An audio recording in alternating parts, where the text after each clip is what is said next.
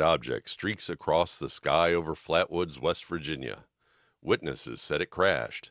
A group of boys ran towards the hills to investigate. They brought help. An adult, a National Guardsman. Flashlights cut through the darkness as they climbed higher, until they reached the top. That's when they saw it. A towering figure, glowing eyes, a shape that didn't make sense, and a smell so strong it made them sick. What did they encounter that night? Tonight, we investigate the Flatwoods Monster with the Veritas Project.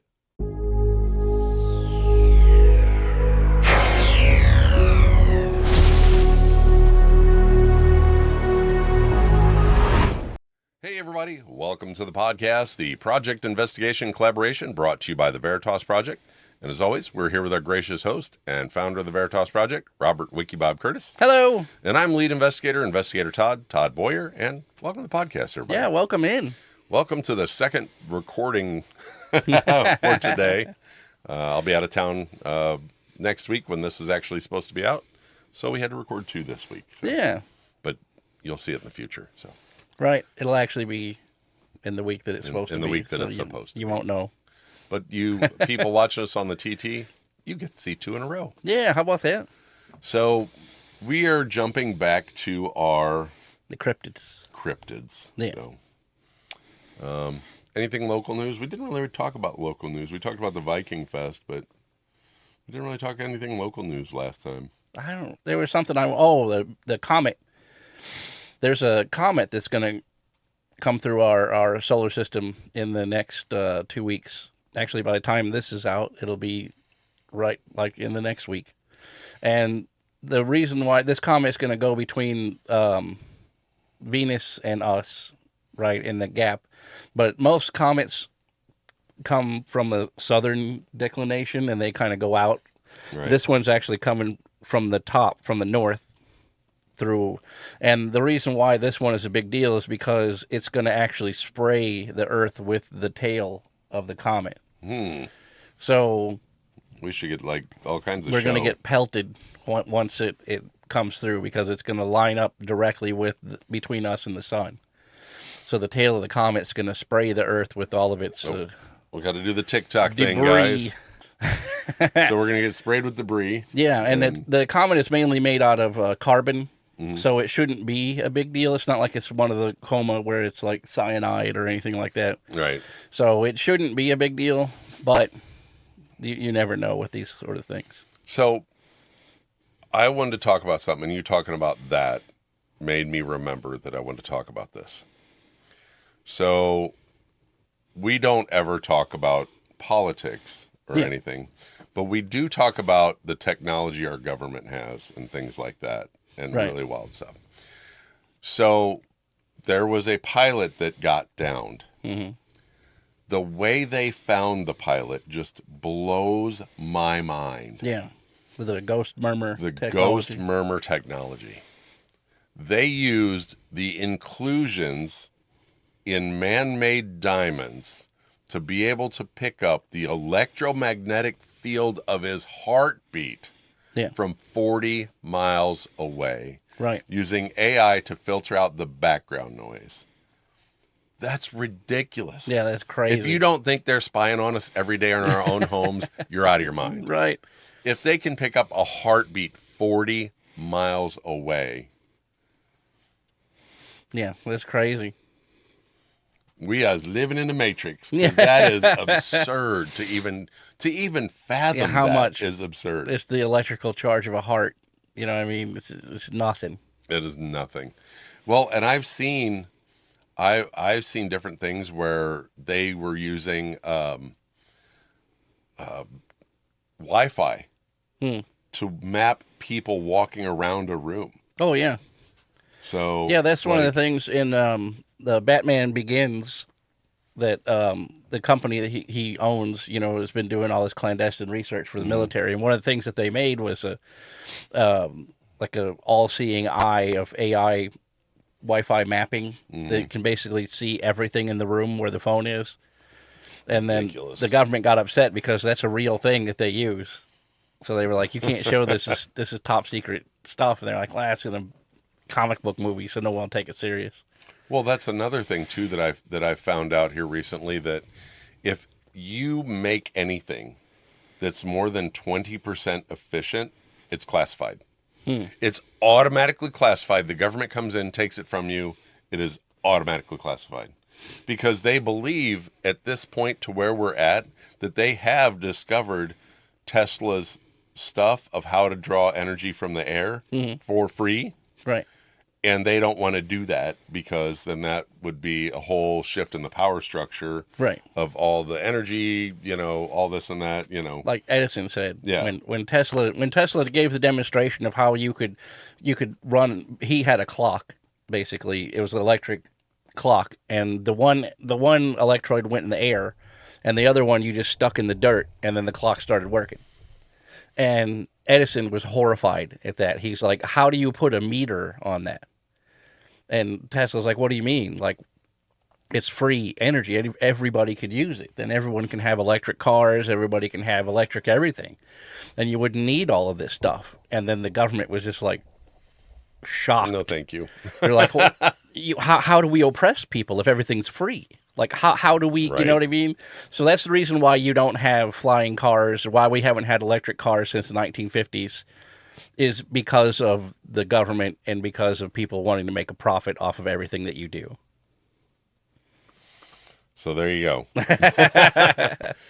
So we always like to go down the government rabbit holes every once in a while, but the whole thing with the ghost whisper or whatever, Ghost murmur, they ghost call it. murmur is Yeah. just to break that down. How do they come up with the idea to use inclusions in man-made diamonds? You know what I mean? It's like what person's brain stretched to that point? Well, I know at the prison, in the Sally Port of the prison where I used to work, there is a device that detects heartbeats, right? And it can, so that way when you're letting a vehicle out of the Sally Port, it'll tell you, like, there's one dude. You know what I mean? Like, there's one person driving and that's it. But you know what I mean? So if you have a truck that's in the Sally Port and it says that there's 4 dudes there and there's only 2 dudes in the truck, right? Then somebody's hiding in the truck, right? That's wild. That's wild. All right, let's go down the rabbit hole here of the Flatwoods Monster. Yeah. So on September 12th of 1952, it was a clear evening in Flatwoods, West Virginia. A bright object seen streaking across the sky. Yeah. Witnesses believed it crashed nearby, and the timeline begins around dusk, and the event quickly escalated. Right. Now, a group of local boys were playing outside, and they're like, "Oh crap! What is this? Let's go find out." Yeah, it's 1952. So Yeah, that's everybody was playing outside. That's the post-war period. So if you saw an airplane crash, you would think that it was probably the military, right? So they went up to investigate. They let adults know. Obviously, this sparked the whole main encounter. Right. Because they're like, "Oh, we saw this crash. Let's go check it out." So, they formed a search party. Right. The boys, the adults, everybody. The search party actually included a local mother, Kathleen May, National Guardsman Eugene Lemon, and they were armed with flashlights. And they began climbing up the hillside toward the impact area. Now, we're talking, 2 adults and a crowd of kids. Yeah, right. So they're going to go figure out what this is. Well, fortunately, as they got up the hill, they came across the Flatwoods Monster. Right. A large figure, seen near the tree line, described as 10 to 12 feet tall, that hovered or floated with glowing eyes, and they immediately went into fear response. Now, along with what Bob's saying in the 50s, this had a lot to do with a lot of UFO sightings, and in that time period, UFOs and aliens were a huge thing in that time period. Yeah. So, obviously that played right into it. And I think my personal opinion, with that time period, I think because it was just after the nuclear age, right? That we did have a lot of visits and encounters with extraterrestrials. Right, because we were detonating nuclear bombs on the surface of the Earth. Yep. A lot, and that attracted attention of aliens. You know, it's like they heard us from, 4 light years away. Right. Their own little ghost murmur of Yeah. us. Right. They went, oh, wait a minute, what's that planet over there doing? You know what I Right. mean? So I think that plays into it. Yeah. That we were doing testing and stuff like that. So that obviously did bring out a lot of, and that's back when, I don't remember when they were doing uranium water and stuff like that, Oh, yeah. and uranium Yeah. glass Radium. and radium water. Radium, there you go. yeah. And then uranium glass was a big thing back then, Yeah, yeah. So back then they believed that radiation was a good thing. Right. So, and then we've told this story before too. That's even where microwaves came from. Right. Is they were doing some testing, and one of the scientists got too close and it melted a chocolate bar in his pocket. So if it melted the chocolate bar in his pocket, imagine what it was doing to him. Yeah, right. Cooking him from the Boiling inside. your blood. Yeah, legitimately. So, like Bob said earlier, this thing has a spade or ace of spades shaped head. Yeah. Dark body with a metallic look, long thin arms with claw-like hands, no visible leg. Mm-hmm. Just like a skirt-like tower kind of, Yeah. Right. It looked like a long cloak. Yeah, or like a cape cloak or something. And glowing orange or red eyes. So they said the eyes were like pulsing or glowing. There was a pulsing or glowing light near the creature, which was red, and it could be from the object or the entity itself. The illumination confused the witnesses and added to their otherworldly feel, possibly linking it to the UFO. And like I said, that was a big thing back then. So Right. UFO would have been an immediate jump, Yeah. because that was, let's see, what's the one that the alien comes down? It's the one Keanu Reeves, they remade with Keanu Oh, Reeves, yeah. the movie. The Day the Earth Stood Still. Yeah, there you go. So that was popular back then. The Day Yeah. the Earth was still, and then of course all those the Orson Welles stuff. Yeah. That was all in that timeline area, I do believe. Yeah. So the UFO stuff was really super popular right there. So they also said it stunk. Yeah. Yep, strong sulfur-like odor made witnesses physically ill, caused nausea and throat irritation, and the effects lingered long after the encounter. And that was one of the most unique details of the encounter. Right. So that maybe it was demonic. Sulfur smell. You never know. Right, right. So Eugene Lemon, his reaction to the whole thing. Now this was a trained National Guardsman, right?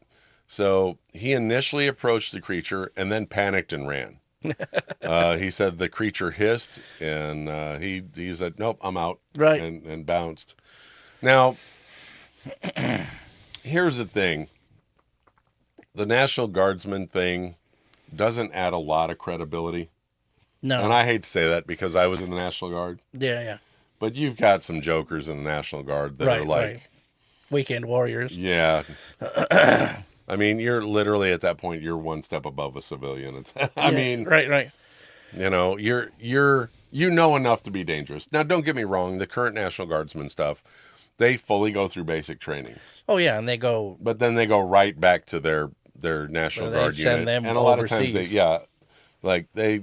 National Guard is like one of the last things to get sent out. National Guard is literally that.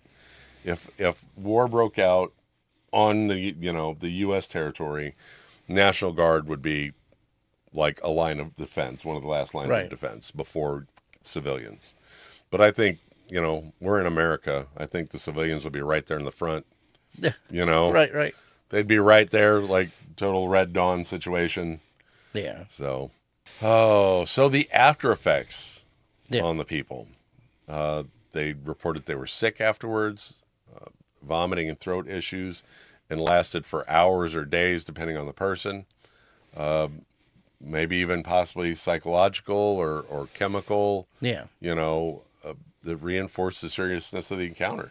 So was this something that maybe it wasn't breathing, obviously not breathing oxygen or whatever, and whatever was inside the ship Right. Had that they leaked out. were breathing leaked Yeah. out? So Yeah. That was in my opinion, that lends more credibility to the encounter. That the aliens weren't breathing oxygen; they were breathing some kind of, gas that comes from their home planet. Obviously, this thing is red and looks like a spade. Like obviously it breathes something that we don't. You know what I Right. mean? It's some kind of different. You don't even know. It could breathe like ammonia or something on their planet. You know what I mean? Right. Where it's a heavier gas. Maybe it hissed because it was trying to speak and it couldn't Oh, because there of you all the go. oxygen. Yeah. It's just it doesn't. It couldn't.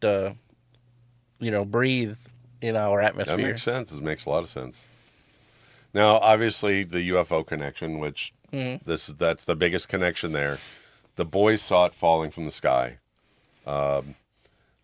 Like I said, the timing aligns with encounters. There was a lot of encounters with UFOs in the 50s. Hmm. Possible landed or exploded, and the creature may be the pilot or an entity that was on board.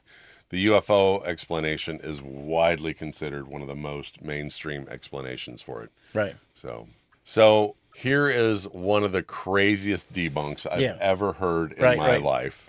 Right? You guys know that Bob likes to say, and this is Bob's words, not mine.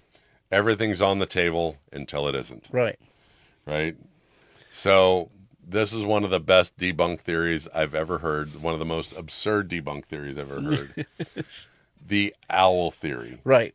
They say it was a barn owl perched in a tree with light reflecting off its eyes. The shadow distorted it. The shadows from the flashlight distorted it. So it was a misinterpretation of the size. And this is the most widely accepted explanation. Right. And it has to be the most absurd. If you're coming up with a debunk, man, that's a good one.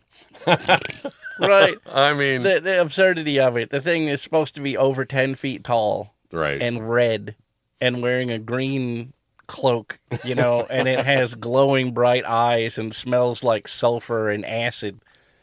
Like, yeah, obviously owl. And right, it doesn't explain the sickness. It doesn't explain, how multiple people saw the exact same thing. Right. The size, like Bob said, the size is way off. Well, and not to mention the reason why they went there was because they saw Because a of the UFO. crash, yeah. Right.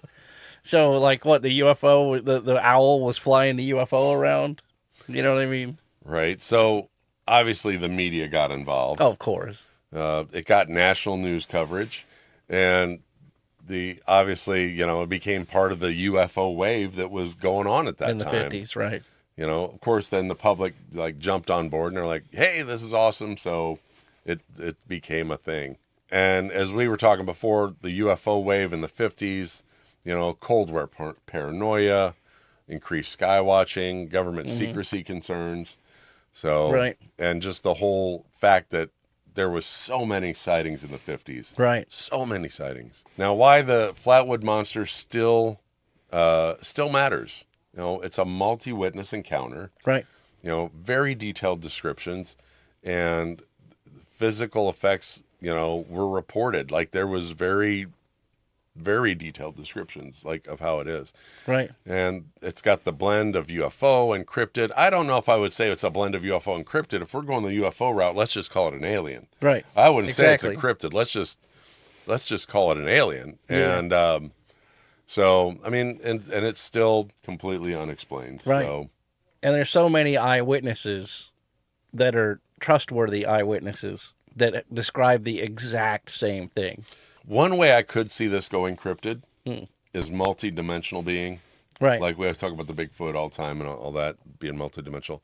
What if something crashed and a multi-dimensional being came through right. to examine the crash? Right. Or they were recovering it or So something. yeah, something like that. So I mean, that could be a cryptid possibility, not part of the actual UFO itself. Mm-hmm. So maybe I could understand we can go cryptid that route. Multi-dimensional being coming to check it out. But as far as I'm concerned, and in my viewpoint, I'm full on board with the alien, and I love that second picture it gave us. That The second is one, I like the first fantastic. one. The first one's good, but that one's awesome. Yeah, that's spooky for certain. Yeah, I would not want to come across that. No. So I'm sure Bob will throw the pictures up for everybody Yeah. to see here. But that one it looks like a balloon floating with a cape around it. Right. So, but the second one's got the weird glowing eyes, almost see through, kind of creepy, but it doesn't have the cape. And that one's just silly. Looks like a kid drew it. Yeah. So, guys, thank you for joining us on the Flatwoods Monster podcast. Yeah. We appreciate you guys showing up here on TT to watch us, and we appreciate all your support. Don't forget, like, subscribe, smash that notification bell. Smash it. Smash it, whatever, Ring the notification bell, Yeah. smash the like button, isn't that how it goes? Something Right, like that. right. But, we appreciate all the support you guys give us here.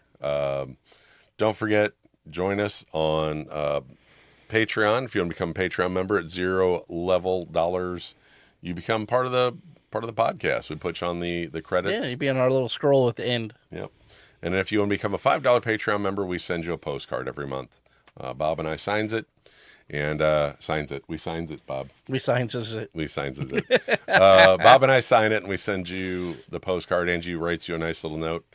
And, you can get those. You can collect those. I know we've got some people that have gotten every postcard since we started doing the postcards. Nice little collection. Also, join us on the Discord if you want to chit-chat with us on the Discord. There's a few people in there occasionally that chit-chat. And then if you have something you want to send to us, Real Veritas Project, gmail.com.